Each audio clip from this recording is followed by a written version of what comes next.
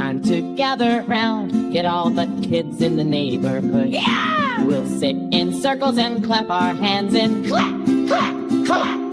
We'll jump up and down and scream. Yeah! It's the serial killer story hour, and it's live with Pete Altieri. That's the bald guy from Murder Metal Mayhem. Come on, kids, scream out! Serial killer story hour, yeah! Serial killer story hour, yeah, yeah! How about one more time with some balls, kids? Yeah. Serial killer story hour, yeah! Horns, high, high, high!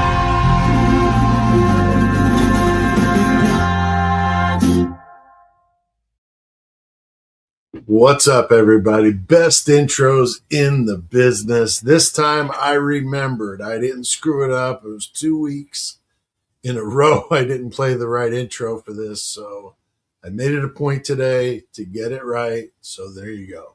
Hope you like that one. That's funny. Also, I hope you like my shirt today. I got this today from Teespring.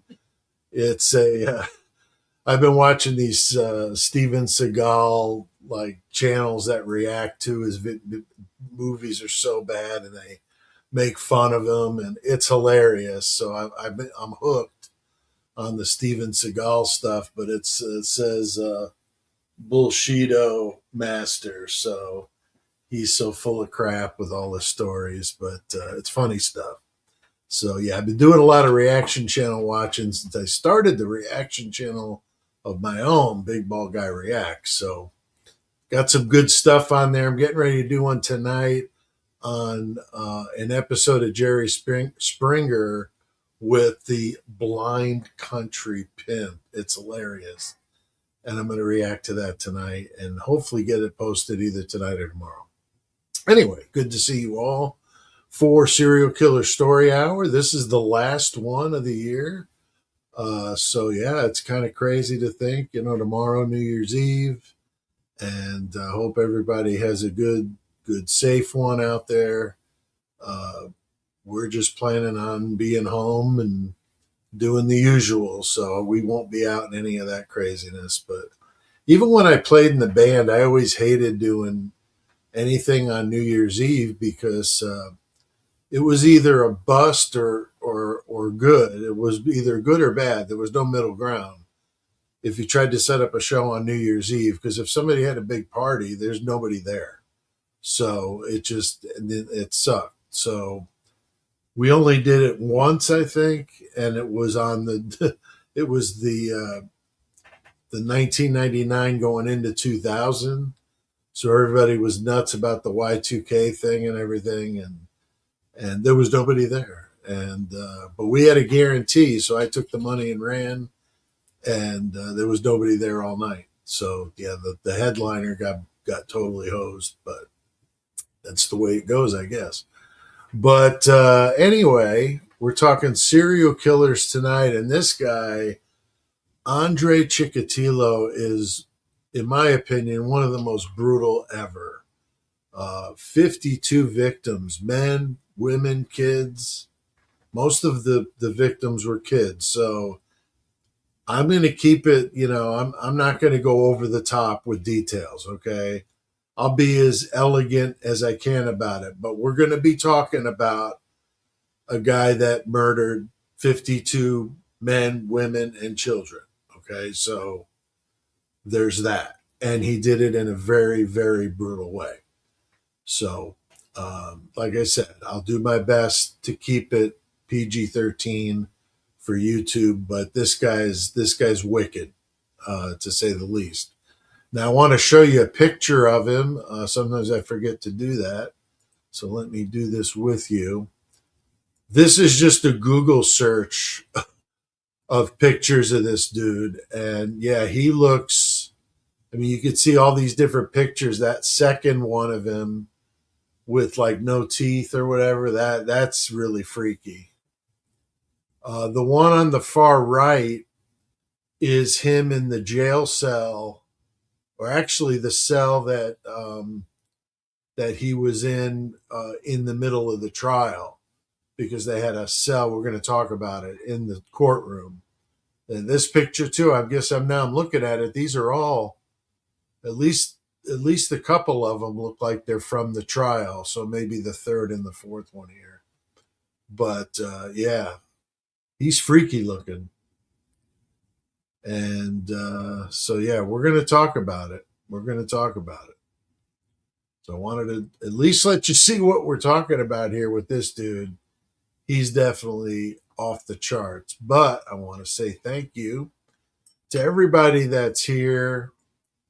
And of course, I'm there, Court Till Death. If nobody's ever recognized the picture, that's me. That's just my personal account. And a lot of times I'll do stuff like that to test things and make sure stuff's working. So sometimes I answer you in that account. So just, it's me. All right. Donna Lembo, very awesome. The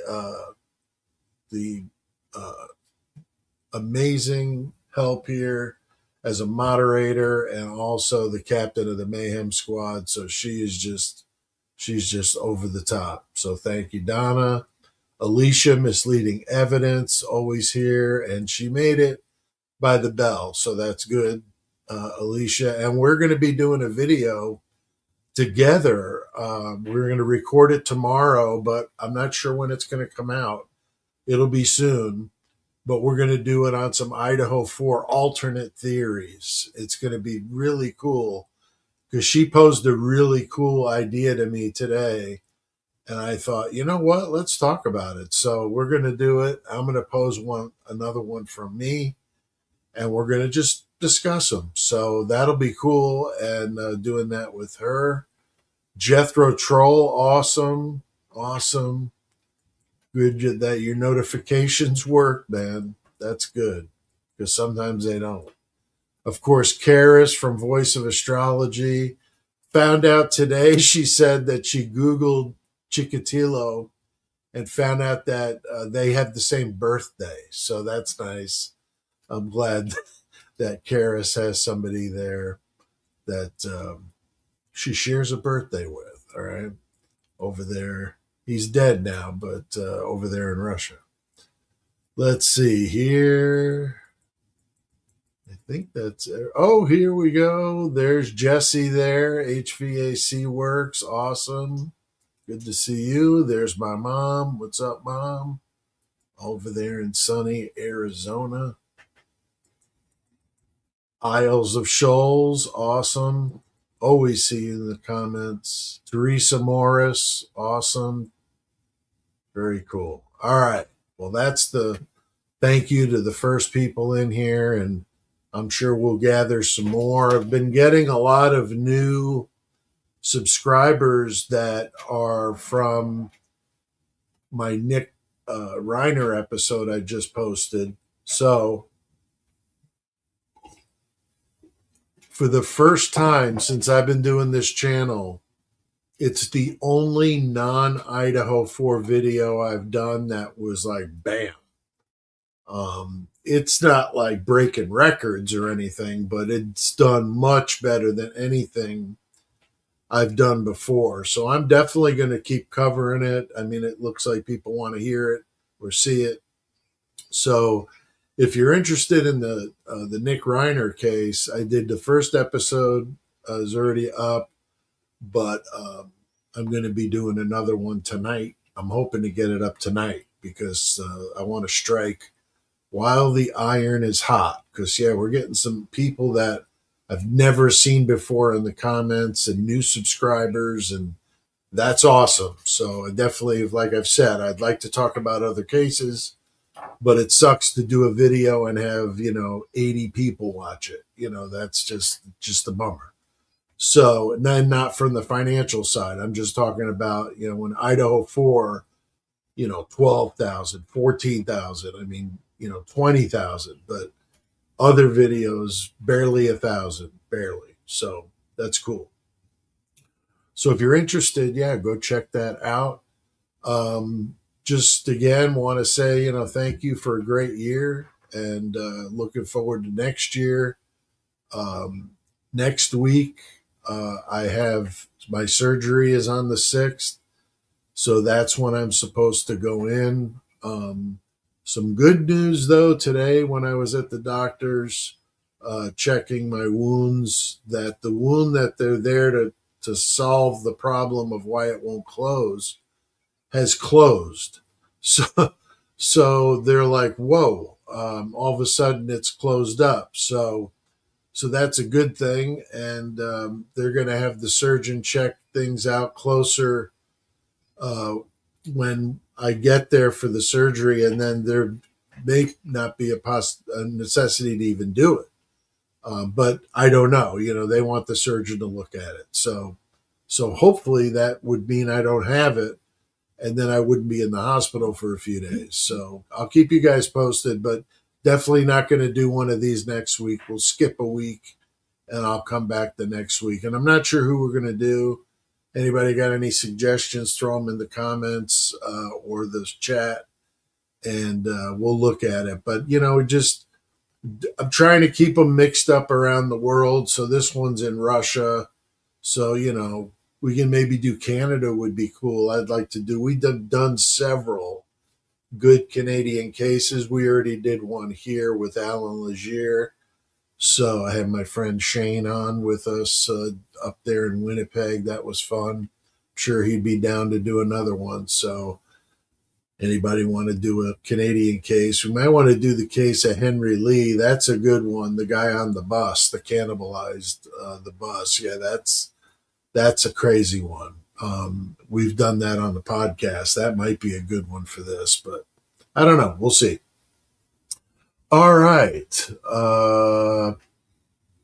So yeah, we got yeah, you were hyping stuff this week, man. I appreciate that very much, Isles of Shoals.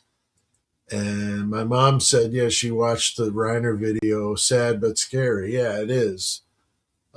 This next video I'm doing on Reiner gets more into what was Nick's history on the psychological side. You know, when did this start? Do we have any kind of signs that this was going on? And certainly there were tons. But you'll have to watch the video, and I don't want to distract from Serial Killer Story Hour, so I'll keep going. Teresa Morris said, I thought I'd only hyped one person so far, but this week I don't see where the hype option is right now. I know it's weird. It seems like randomly when I go on, it says something about hype in the video. And so if I like it, yeah, I'll do it, you know, myself. So I hear you, but I don't know exactly how it, you know, just shows up randomly. Donna's saying it seems so random. And I agree, Donna. It definitely does. It definitely does. All right, so let's get to talking about Mr. Andre Chikatilo. You know, brace yourselves for this one. This is crazy. Okay. So this guy is born October 16th. So now we know Karis's birthday, okay, in the Ukraine. But this is the time when it was the Soviet, you know, Republic and all that, okay? So Soviet-run Ukraine. His family's in a one-room hut. I mean, just starving. And he later claims he didn't taste bread until the age of 12. So, I mean, this is a tough, brutal upbringing. His mother repeatedly told him, for some reason, that an older brother, Stefan, had been kidnapped and cannibalized by starving neighbors.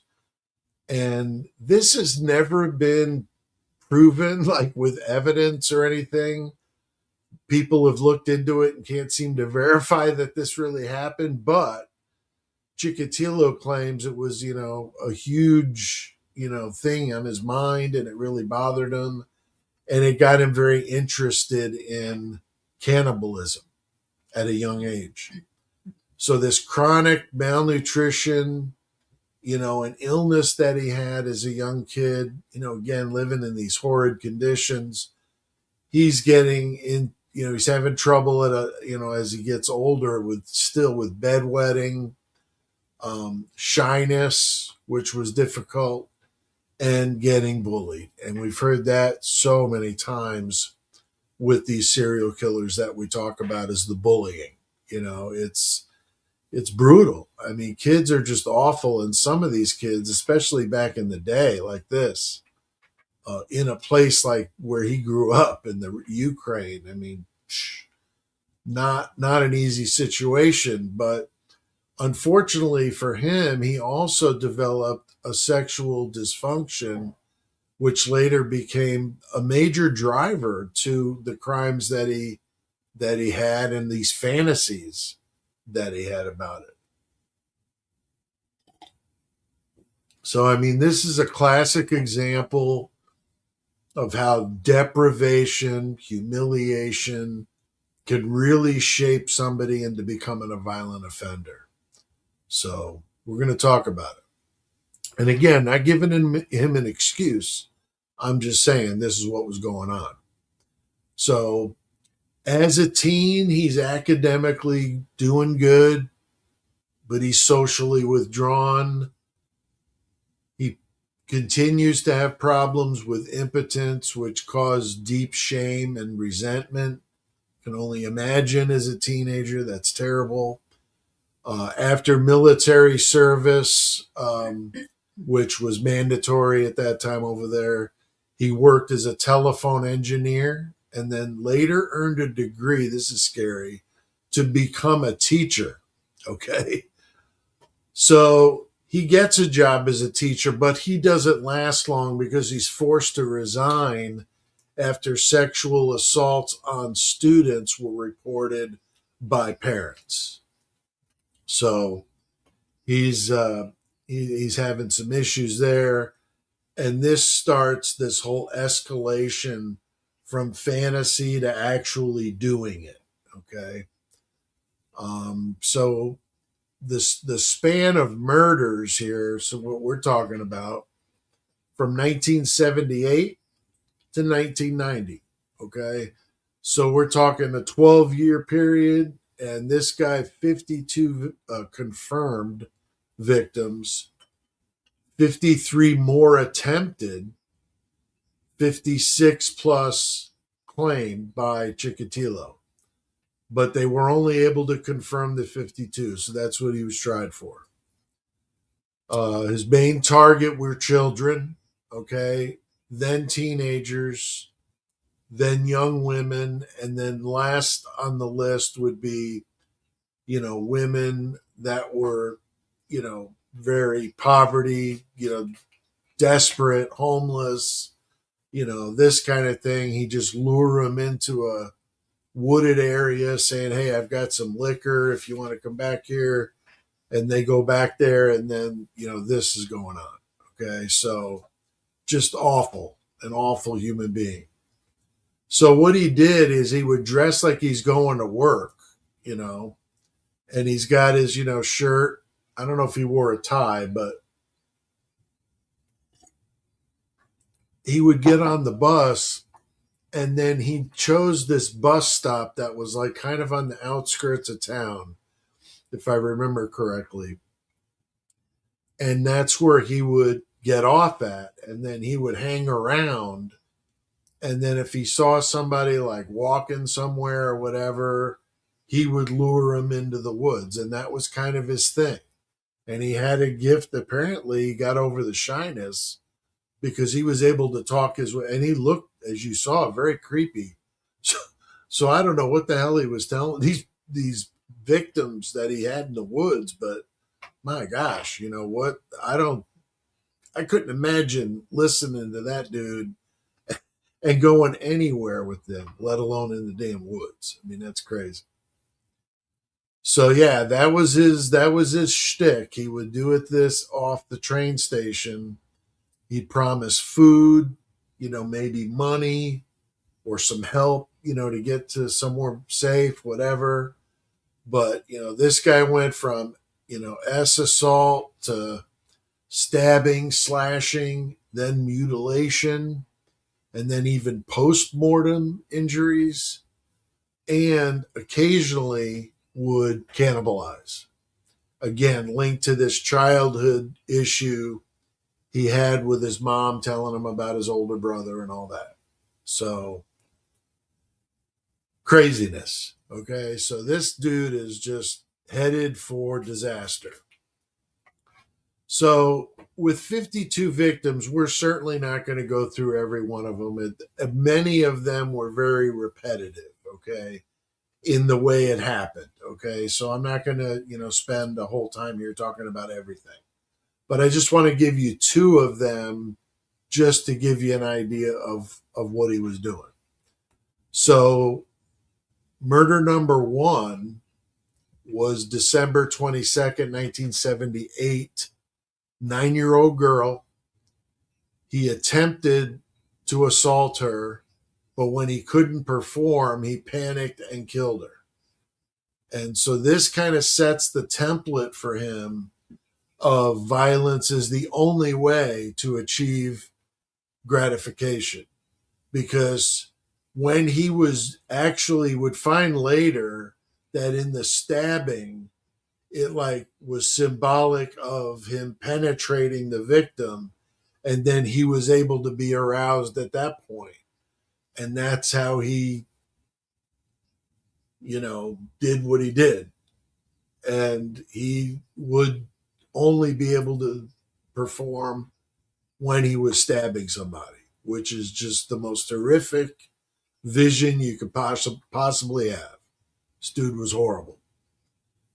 Murder number two, this would be in the early 80s. Again, typical kind of pattern for him.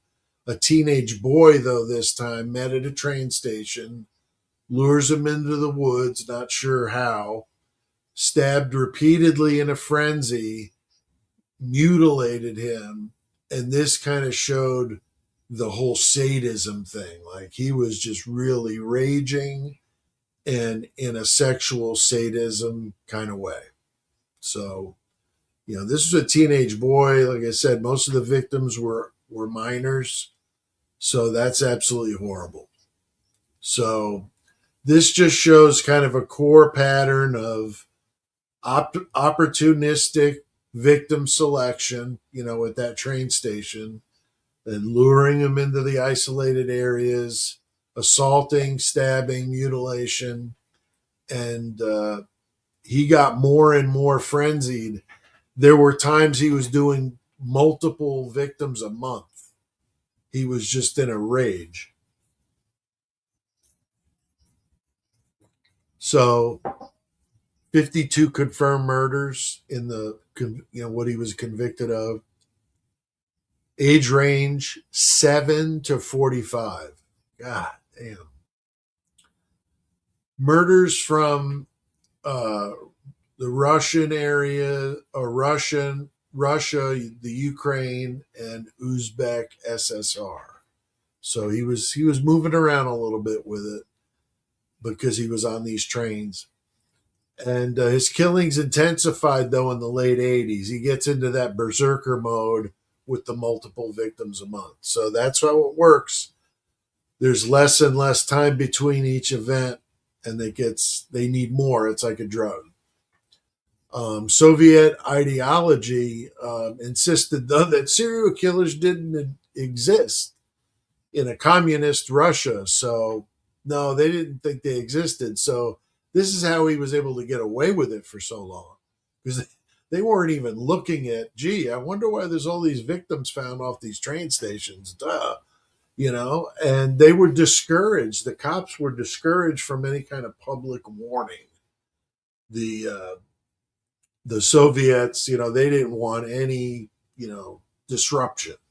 They just wanted everybody chill. And there were no real forensic funds even available. Most of these departments were running on nothing. And, he blended in like a lot of these guys. We've said it before, Bundy, Gacy, so many of them blended in because they just look normal. They don't look like Richard Chase, that dude, the vampire guy. We should do him sometime out in California. That guy was just wacky. That's like what people think of when they think of serial killer, not a guy like this. I mean, so, but he was finally caught in 1990 with a combination of, really good surveillance finally and some profiling. So they were the first to them in the USSR using psychological profiling, and it worked. So now police are staked out at the train stations and these wooded areas where they had been finding the bodies. And then Chikatilo is spotted acting very suspicious near one of these train stations. So they detain him. They collect some forensic evidence, including matching bite marks and fibers that linked him to multiple victims. I was not aware of that until I did some research this afternoon, just checking some things out. And I saw that about the bite marks because, of course, that would be what did in Ted Bundy. In his case, was that bite mark evidence. So I didn't realize that because I didn't recall that was even a thing with Chikatilo. So interesting. But, hell yeah. I mean, I'm glad that they finally got their shit together, at least to stop this guy, because he was just off the rails. But eventually he would confess. Like I said earlier, 56 is what he claimed, but I can't imagine that interrogation had to go on for a week for him to tell him about every one of them. That's crazy. So the trial now. So I mentioned earlier, this guy's put in a steel cage in the courtroom to protect him from enraged spectators and to maintain order, because they're not protecting them from him. It's to protect him from them, okay? Because these people are hating on him. As you can only imagine, these parents of these kids were wanting to just kill this dude, so they put him in the cage to protect the prisoner or the accused.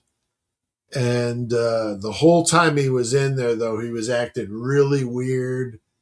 And at one point, when they were talking about the issue with his, sexual dysfunction, he was like taking his pants down and waving his, wad around and acting very strange and making all kinds of silly faces. That's what those pictures you saw. There were a few that were from the crazy faces he was making. So this, caused the judge to just go nuts. I mean, he was constantly yelling at him, and it became like a national spectacle, because this was just illustrating how bad the Soviet policing was and how horrible this guy was, and how they should have caught him so long before, based on the pattern of a repetition with the train stations. So, but in October of 92, he gets sentenced to death by shooting, but they wait a couple years. I was surprised in Russia. I thought it was just they take you out back and that's it. But no, he was executed on February 14th, so Valentine's Day, 1994. He was executed with a single gunshot behind the right ear in the prison where he was. It's a name I couldn't even begin to pronounce, so I'll just leave it there. A bunch of consonants all in a row. His death, though, marked the end of such a notorious serial killer in Soviet history. But what's interesting, I wanted to add this to tonight. I didn't originally think about it, but there's an interesting tie-in to Chikatilo with another serial killer. So I thought, why not add it? At end of year, let's just do it. Okay. So I want to talk about briefly, the other serial killer, Alexander Pichushkin, known as the chessboard killer. Okay. This dude, this deserves his own serial killer story hour, so I'm going to keep it brief. But he was also known as the Bitsa Park maniac, because he killed 49, but believed could be up to 60 between 1992, so right after Chikatilo, to 2006. So I don't know where Bitsa Park is compared to where Chikatilo was, but this is Russia, okay? So it's a huge country. But nonetheless, these are both Russian serial killers. And this guy, though, was obsessed with Chikatilo, okay? Obsessed. So he ends up, targeting similar victims, homeless, vulnerable people near this park, Bitsa Park. And his thing was the hammer. Now, this is brutal. He would hit him with a hammer to the head and then shove a vodka bottle, I'm not sure what size vodka bottle, in the wound as like his signature and to ensure death. And he described this as a hobby. So this dude was off the charts. He kept, now why they call him the chessboard killer, because he had a chessboard. He loved chess, but he took a chessboard which has 64 squares, and his goal was to fill every square with a murder. So he had the names of the victims on the squares. And so he wanted 64, which would have topped Chikatilo's of 52. That was his goal. So he's doing the chessboard thing. He claimed 60, which would have topped Chikatilo's 52. But because the cops knew that was his thing and that's what he wanted, they only gave him 49. And then the rest were just considered unsolved. And of course, at 49, I mean, what does it really make a difference? He was, of course, sentenced to life in prison, because between Chikatilo and Pichushkin, the Russia abolished the death penalty. So he got life in prison, and he went to Black Dolphin, which is no joke.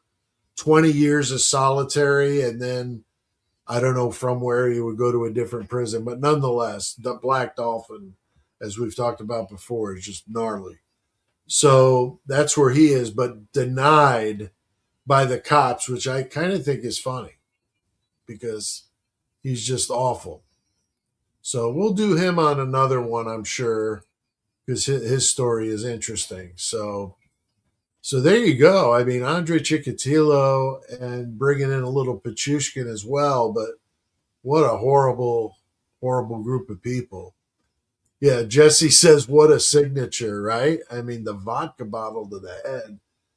That's kind of extreme. I'm not sure. And I don't know if he drank the vodka and put the empty bottle in there, or if he like unscrewed the cap and shoved it like neck first. And I don't know. That'd be a good question for him. He's in Black Dolphin, though. You can't talk to him for a while. So he can't talk to anybody. It's a silent prison. How bad would that suck? Yeah. Let's see here. Jesse's got a question. Pete, question for you. Do you think crime like this is possible today, or do you believe tech has made it impossible? That's a great question, Jesse. I think tech has definitely made what Dr. Vronsky, Peter Vronsky, I've interviewed him on the podcast before. He's a good dude. But he's up in Canada, and he's written several books on serial killers. The one that I really, if anybody's really interested in serial killers, there's a book of his called Serial Killers, The Method and Madness of Monsters, I think is what it's called. It's like his big, the one he's written that he's most known for. It's fantastic. He's got stories about so many of them, and they're all alphabetized, and it's indexed, and it's well done. He's got a female version of it too, just females. In the other one, there's males and females, but he's got a smaller one that's just females, and he's done a lot of good work. He's been working with the the torso killer, the one in New York City, um, Cottingham, Richard Cottingham, and so trying to get him to confess to more of his crimes and then solving some of them too. So he's done some like legit like field work too. Super dude. So yeah, if you're interested in serial killers, check out Vronsky, Vronsky. I think's how you spell it. And his first name's Peter, so he's cool. All right, let's see. Yeah, that's a good one. So yeah, I think it makes tech is going to obviously make it difficult for anybody doing, um, you know, crimes that are like this. These long going, especially all the repetition. I mean, there's cameras everywhere. I mean, you got cell phones that track you. I mean, it's difficult for it to go on like this. So I would agree that's probably gonna, take a lot of that. So we don't really hear about them so much anymore. I think they're able to stop them before it gets to that point. But I think that the golden age of serial killers, Dr. Vronsky said, the 60s, 70s, and 80s, that's when you had that classic, a Gacy, 30, 33 victims, and you had some of these, others, the Green River Killer, going up into the 60s. I mean, that guy. So you had some of it going up into the 80s, even into the very early 90s with Dahmer and all that. So, there's always going to be an element of it, but I think Jesse's on the right track of thinking that it could very well diminish any real serial killers like we've heard of them before. I would agree.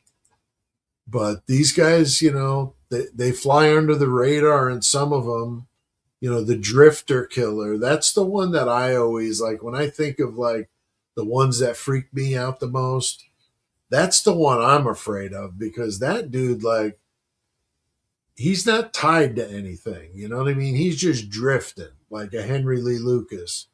I know he turned out to be kind of a fraud, but he still killed people. It's just the numbers were just grossly exaggerated.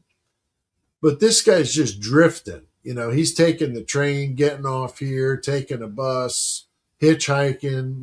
He's all over the country, driving a car at times, and just stopping where he feels like it, and then doing horrible things.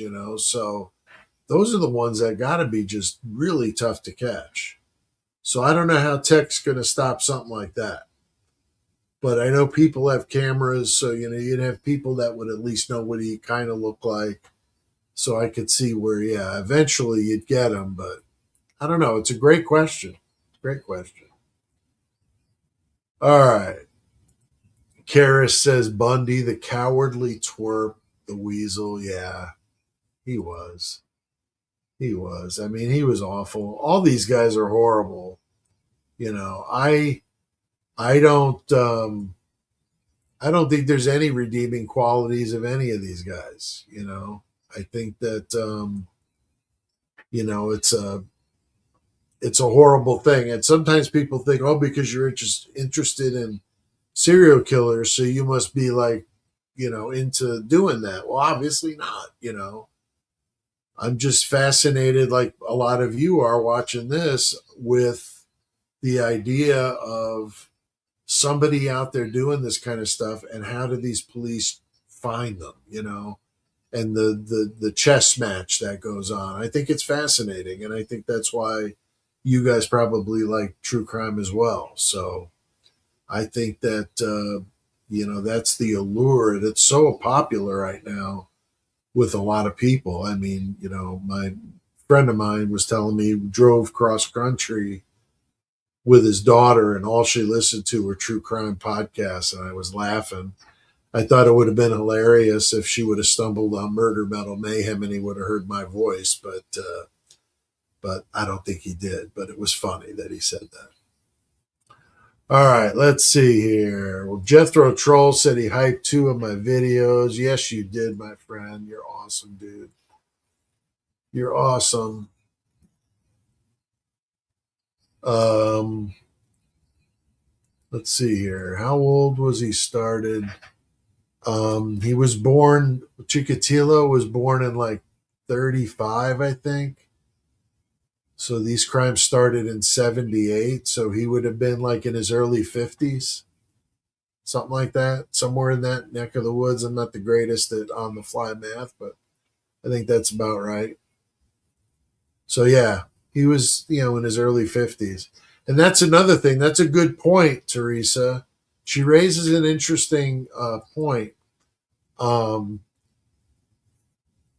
and it's odd for a serial killer to start doing this at 53. Okay. So more than likely, he was doing this earlier than that. Now, there was that escalation, like we talked about, but I'm still questioning that he would have waited that long to 53 to when he actually murdered somebody. So I think if it were me, I would think that there was some more going on in there. And while he was escalating, I think he was, I don't know. I mean, maybe I'm wrong, but it just seems odd for him to start doing that at the age of 53. But the other stuff's horrible too. Don't get me wrong. I'm just saying that the murders, you know, were going on, then that's, it's messed up. Drinking out of my Murder Metal Mayhem travel mug here. These are awesome. Awesome. All right, let me see here. All right, let's see. I'm looking here at the let's see. Jesse saying or asking, do you believe in the smiley face killer? I've heard stuff about that. I know it's not the same thing as Keith Jesperson because he was called the hat. Because I don't know if he was called the smiley or the happy face killer. I don't remember, but Keith Jesperson was up there in Washington State, and he was the truck driver going up into Canada and back and stuff. But yeah, he was brutal. But I don't think that's what you're talking about. And if I don't know much about that one, but I've heard of things where they think this person was, going all over the place doing this and leaving the smiley faces. So I'll have to look into that one. Let's see. Yeah, truck drivers kind of successful when it comes to doing multiple. Oh, there's been so many of them. So Jesperson, just the one I just talked about, Keith Jesperson was a good one for that. Terrible, but good one for that, hitting all the stereotypes of the trucker murderer. There's been so many of them. I'm trying to think of some of the names though. There was one with doing he went to the truck stops and he had all this bondage stuff and he would take them and he would torture them and yeah, it was brutal. I can't remember his name though. Well, maybe I'll do that case. I'll have to look it up. I know that I can find it, but maybe I'll look that up for next week or next time, not next week, but the week after. We could do one of those trucker killers. I'll look up a good one and we'll do it. So that's a good idea. That's a good idea. But yeah, I mean, it's hard to catch a drifter because there's no pattern. Exactly. Exactly. I wrote a novel where I have a serial killer, going from drifting just like this, and then the FBI with the task force chasing after him, and so I had to do a lot of research on that stuff. So it was cool, and yeah, those are the worst because there's no pattern. There's no pattern. They have no ties to the victims. They can't find any kind of motive because they don't know how they know these people. you know. So I'm looking through the comments. I just want to make sure I get everybody. Teresa Morris says, my mom said I was into serial killers because she was bedridden most of her pregnancy with me, and they didn't have TVs in bedrooms back then. So her father would bring her true crime magazines. Yeah, there you go, Teresa. You were just like it was drawing you in. You were soaking in the true crime mags. That's great. That's a great story. Not that your mom was bedridden through the pregnancy, of course, but that you were inspired by the true crime mags. I think that's funny. Yeah, I was inspired by my mom and dad too, but my mom was reading Helter Skelter when I was curious. What is that? And looking at the pictures, like, oh my God, That's what's so ridiculous with the Idaho 4. They were like blurring out like 3/4 of the damn picture and letting you see like a couple droplets of blood.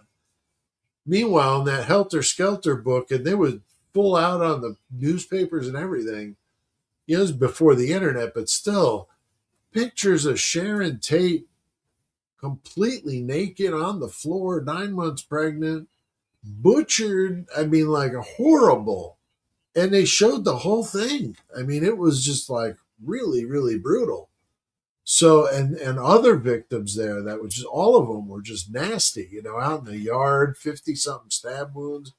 I mean, they had pictures of all of it, full on pictures, nothing blurred out. So I don't understand why I'm not expecting that, but we could have got a little more than what we got, which was just absurd, just totally absurd. Yeah, Jethro Troll says, yeah, Helter Skelter was a great book. I agree. I loved it. There's another a Manson book that's really interesting. If you liked Helter Skelter, you might find this other one interesting, and I can't recall the name of it.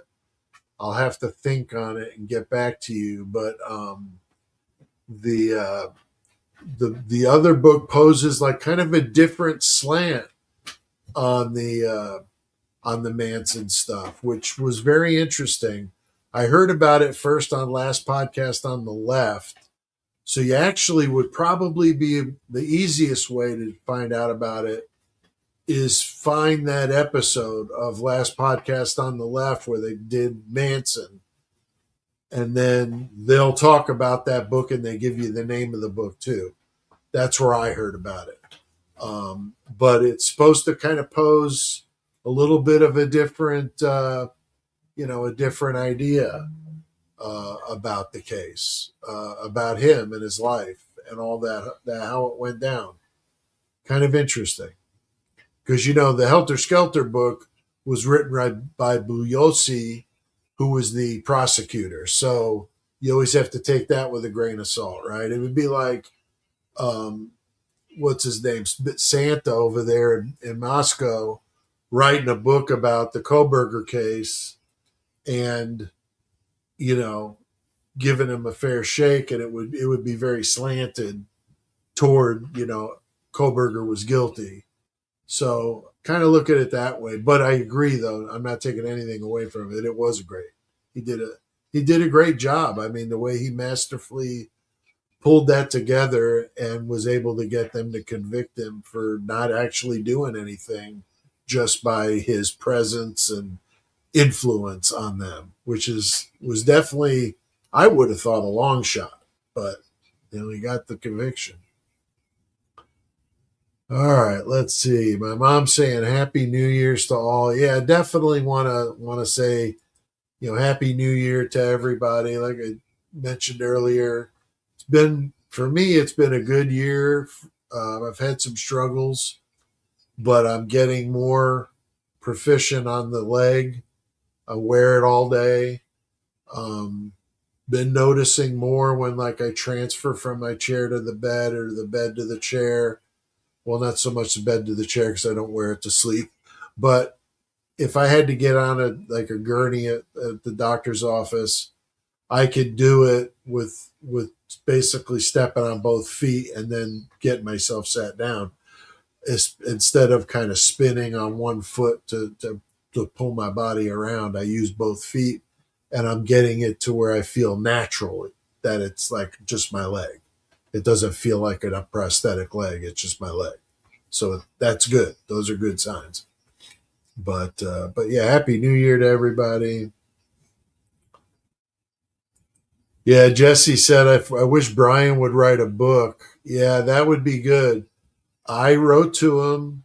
I wrote to him when he was in Latah County Jail, and I told him, that there were a lot of people supporting him, and that I was indifferent. I didn't know his guilt because that's not for me to know, but I was just letting him know that he had a lot of support.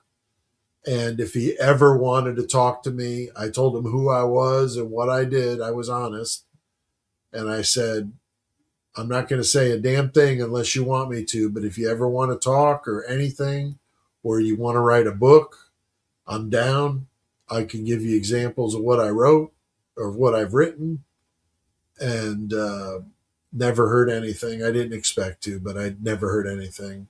And I did the same thing with Richard Allen in Indiana, and never heard anything either. So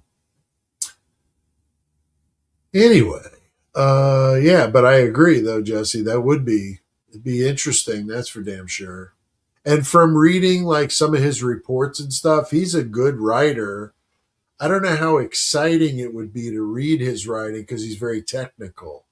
So he would really need somebody like me to kind of make it sound less like a textbook and more like a story. You know what I mean? Not that I'm the only one that could do it. I'm just saying somebody else that's like that writes, that has that, ability to do that. Because he's more, I think, more technical writing just because of what he did. Makes sense. All right. Well, if you guys don't have any questions, my dinner just got here, so I'm hungry, and I'm going to eat some supper. So again, have a safe New Year. I hope you guys, are having a good time, but keeping it safe.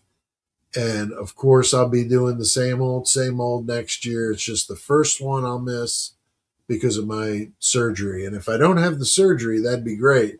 But I'm still not going to be ready to do one of these if they let me go the same day. But we'll see. But I won't do this. I'll skip a week. All right. We'll see you next time. See you next year, 2026. All right. Murder Metal Mayhem. Thanks, Horns High Club, Mayhem Squad, for being members. You guys are fantastic.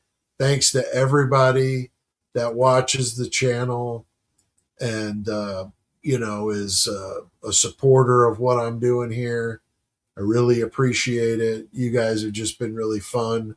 And like I said, even though the crowds are smaller than they were in the heyday of the Idaho 4, I'm hoping with this Nick Reiner case picking up some steam that maybe we'll have that kind of activity in a different case, which is what I've been hoping for since the Idaho 4 stuff came to a grinding halt. So, but there's still Idaho 4 content. I mean, I've got a couple of videos I want to do, plus the one I'm doing with misleading evidence. So I have other Idaho 4 stuff I'm going to do.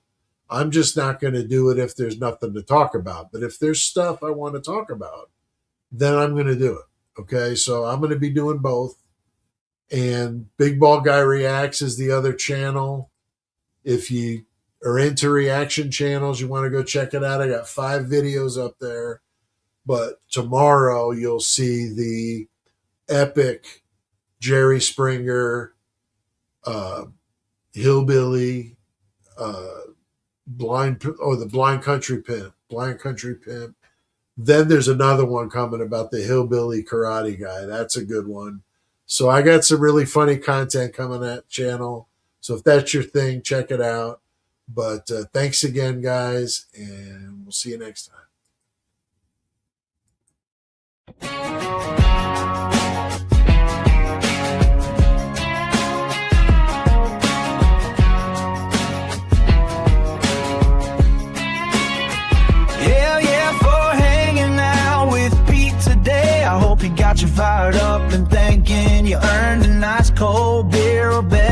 choice, or if the greenery is what you dig, I hope it's moist. Make sure you hit that like button, subscribe, and leave a word in the comments.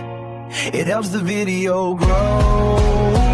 Hell yeah, tell your friends you rode with her, middle man today. Spread the word like a case of the clap in a trailer park. We all know that hussy who can get the whole park stretching. Hell yeah, tell your friends you rode with Murder, Metal, May, and today. Spread the word like a case of the clap in a trailer park. Like a case of clack in a trailer park.